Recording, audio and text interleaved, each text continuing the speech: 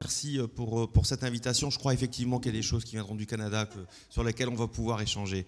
En effet, je me présente, donc Josserand Floch, l'ensemble des titres ont été donnés, mais ce qui est intéressant, c'est plutôt de ce qu'on en fait de ces titres et finalement de ce qu'on en fait de ces dispositifs.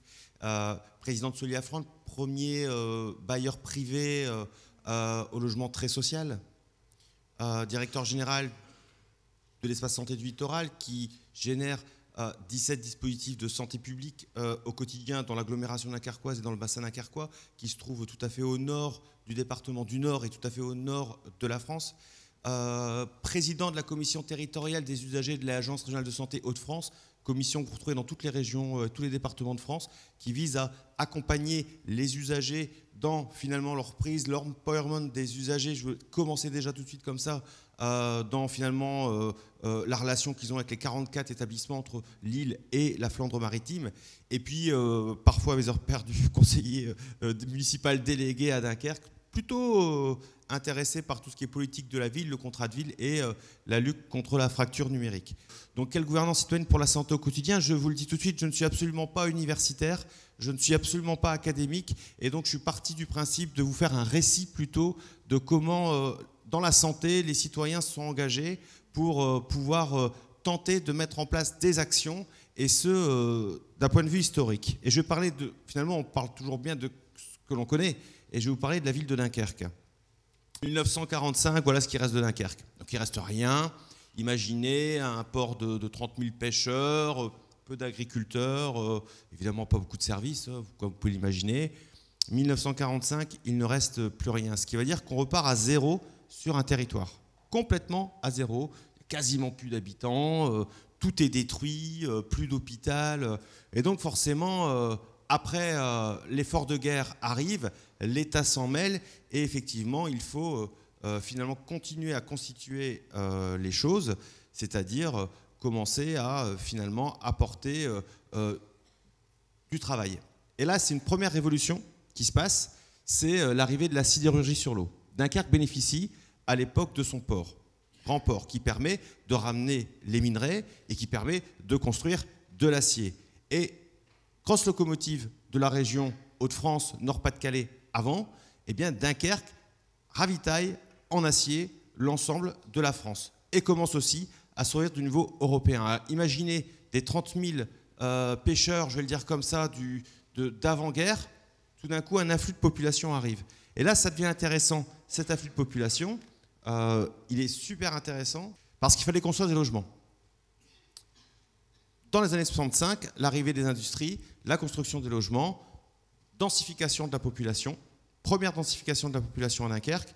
Et là, il y a deux types de logements qui apparaissent. Les logements d'après-guerre, vous voyez que c'est pas très esthétique, hein, c'est quand même assez martial comme manière de faire, hein, presque allemand dans la construction, pour ceux qui connaissent un peu Berlin. Et puis, pour ceux qui arrivent au niveau plutôt des ouvriers qui viennent d'un peu partout, on voit des logements sociaux qui apparaissent. Et là, on voit des premières situations sociologiques qui apparaissent. Des gens qui n'étaient pas du territoire, qui commencent à s'emparer d'un territoire et qui commencent à y travailler. Et là, les questions des gouvernances, forcément, continuent d'apparaître. On s'aperçoit dans ces usines le syndicalisme qui commence à forcément émerger. La défense du droit des travailleurs qui était extrêmement historique dans ces grandes industries. Et on s'est aperçu que ces syndicalistes, petit à petit, prenaient le pouvoir sur les ouvriers, quittaient les habitants. Vous voyez qu'à partir de ce moment-là, l'idée de la participation citoyenne est d'arriver sur les collectivités territoriales pour pouvoir, eh bien, tout simplement prendre des mairies, rentrer en ligne de compte. Et un des éléments de ces syndicalistes était le bien-être, évidemment, des travailleurs qui étaient au sein des entreprises. De fait, l'émergence de la santé au travail. Pourquoi je vous évoque tout ça ? Parce que ces syndicalistes qui ont favorisé l'émergence de la santé au travail dans les usines sont devenus des maires. Il n'y avait qu'un pas pour aller plus loin et puis, finalement, regarder ce qui se passait dans leur mairie. Et dans leur mairie, il y avait, dans les années 70-75, deux autres choses qui arrivaient. D'abord, le départ des grandes luttes pour le droit des femmes, avec tout ce qui touchait autour de l'IVG, notamment, mais aussi les premières constitutions de comités de quartier. Je veux avoir un quartier plus beau. Je veux un arbre dans mon quartier. Je veux... Et toutes ces personnes associées au travail sur la santé qui commençait à émerger dans les usines ont fait apparaître des choses assez nouvelles. 77, première création d'une polyclinique associative à Grande-Synthe, une des grandes communes de Dunkerque. Et parallèlement, apparition du centre de santé de Grande-Synthe pour les habitants. Lorsqu'on parle de gouvernance, et c'est en ça que je me relie finalement d'une certaine manière à vos travaux, c'est de se dire que ce sont ces associations de quartier, ce sont ces femmes qui militaient pour d'autres femmes, ce sont ces syndicalistes qui à un moment donné se sont mobilisés pour les salariés qui ont constitué des gouvernances et des associations. Et ça, c'était un point de départ fondamental, extrêmement intéressant. Je poursuis mon histoire. 1983, ça commence à grincer, parce que pour l'instant, je vous parle d'associations, je vous parle de collectivités territoriales, mais enfin, en France, vous êtes tous universitaires, vous savez bien que la question de la santé, c'est avant tout une question de l'État, c'est avant tout une question étatique. Et donc, à partir de là, on peut se dire, qu'est-ce qui se passe au niveau? Alors oui, dans les années 70, l'État avait construit un grand plan de planification, de construction des hôpitaux. Sauf qu'à partir de 1983, rigueur budgétaire oblige, ça coince. Ça coince notamment avec les premiers grands conflits sociaux. On pense notamment aux médecins qui n'ont pas voulu être dans des projets de départementalisation, c'est-à-dire qui commençaient à être un petit peu sectorisés dans la manière dont ils devaient s'organiser. Il y avait aussi le corps unique d'un praticien pour le secteur hospitalier, ce qui pouvait sembler logique, mais ce qui pouvait, pour des médecins libéraux, sembler tout à fait compliqué à admettre. Et puis, surtout, dans ce qui était le plus célèbre, c'était en 1988, une des images de la coordination infirmière qui, enfin, voulait exister en tant que soignant et pas en deuxième catégorie de soignants. Et depuis ces années-là, ce qu'il faut bien comprendre, et vous comprendrez la suite derrière, c'est que les professions de santé se sont catégorisées, se sont organisées entre elles et sont devenues très revendicatives. Et vous allez voir ce que ça produit par la suite. Du côté de chez ma voisine, je crois qu'à votre accent, le Canada n'est pas très loin de moi.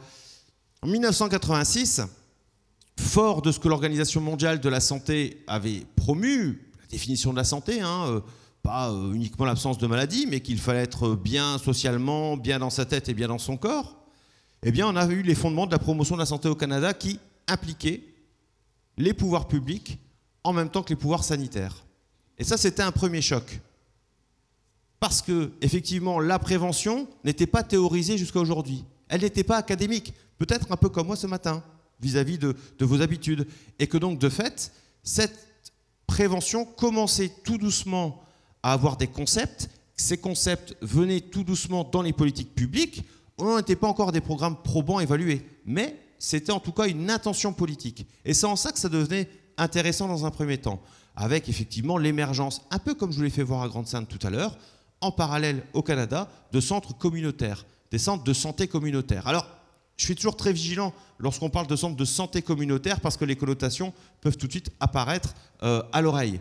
Évidemment, c'est la santé au sens des communautés, au sens de collectifs, au sens d'habitants, d'un territoire donné et plutôt d'un petit espace. Et en ça, le Canada a apporté énormément à la suite des choses dans la manière dont on pouvait concevoir les concepts de santé aujourd'hui. Pardon ? Alors, ces concepts ont été oubliés, mais ils reviennent.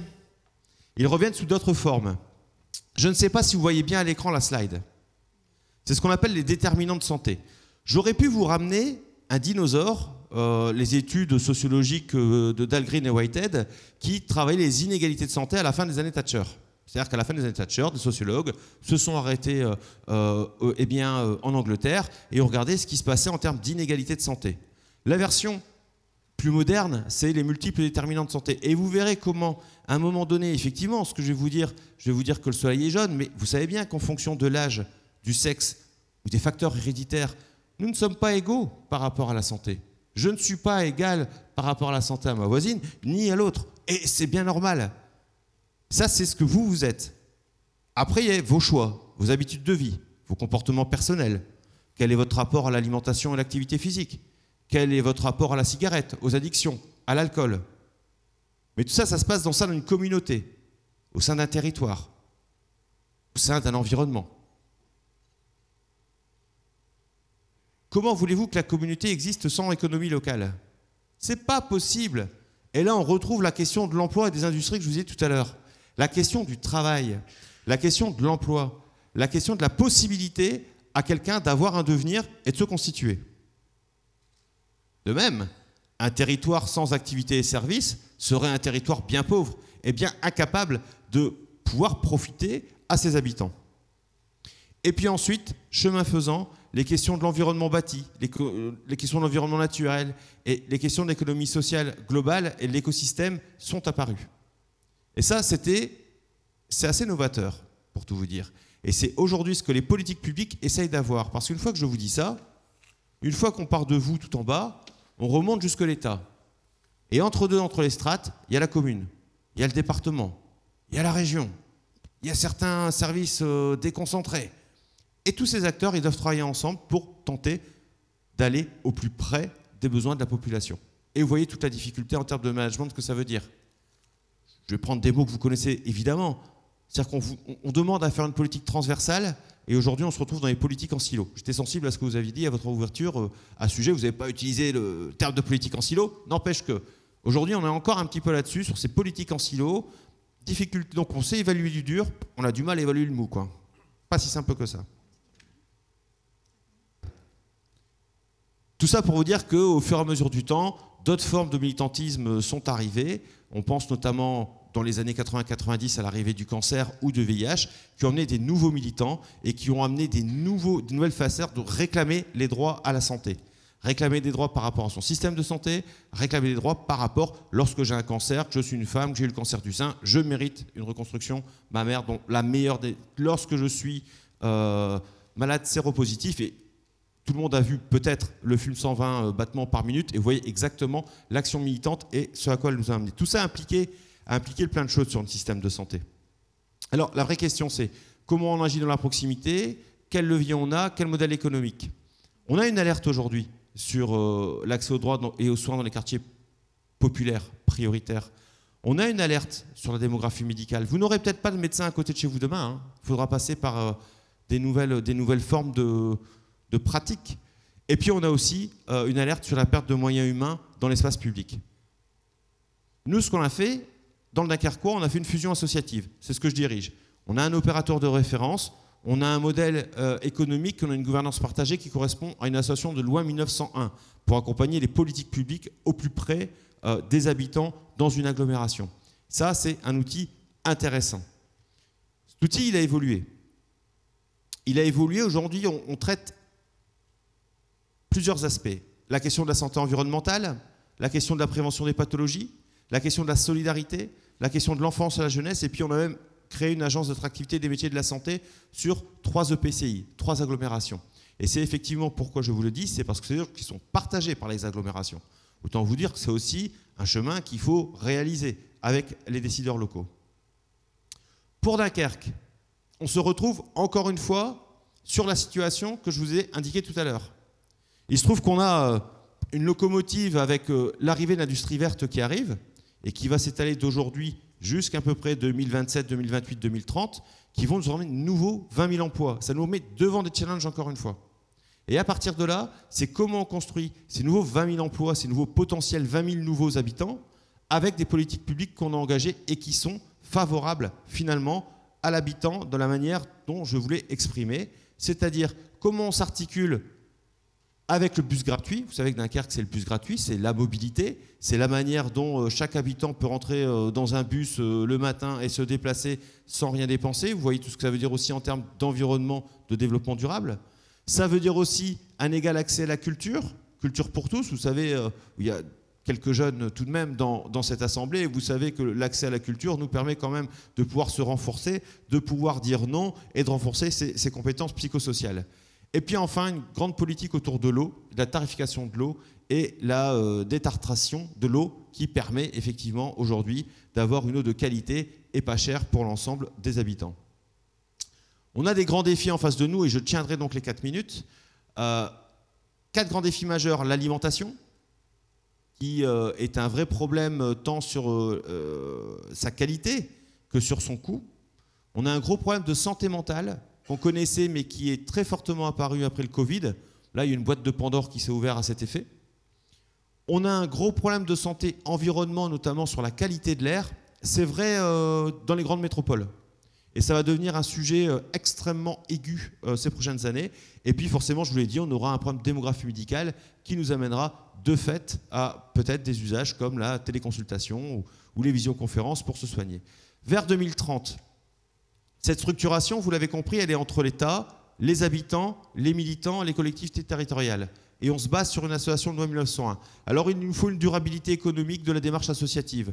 Aujourd'hui, l'OCDE a dit que nos compétences ne pouvaient durer plus de 10 ou 20 ans sur un champ de départ d'un professionnel, mais qu'on était raccourci de 2 ans. Ce qui veut dire qu'aujourd'hui, sur ces questions, j'ai besoin d'appui en tant que directeur général. Moi, je m'appuie sur, et il est d'ailleurs dans l'Assemblée, sur le groupe Polaris qui permet, en tant qu'un commissaire aux comptes, dans son audit légal de gestion, nous permet d'avancer et de structurer des éléments, notamment de durabilité. Et ça, c'est extrêmement essentiel si vous voulez aller plus loin et pas être simplement dans la réaction, mais dans l'action associative, l'action publique.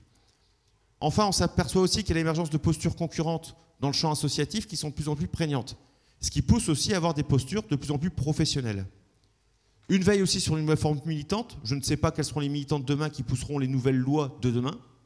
Et puis enfin, un élargissement sur le territoire d'intervention qui nous permettra de forcément grossir pour continuer d'exister. Et forcément, ces idées qui étaient oubliées, Madame, l'espérance, c'est de bon augure, hein, et de se dire que ces politiques publiques, on va tenter de continuer à les pousser et on l'espère le plus longtemps possible. Merci.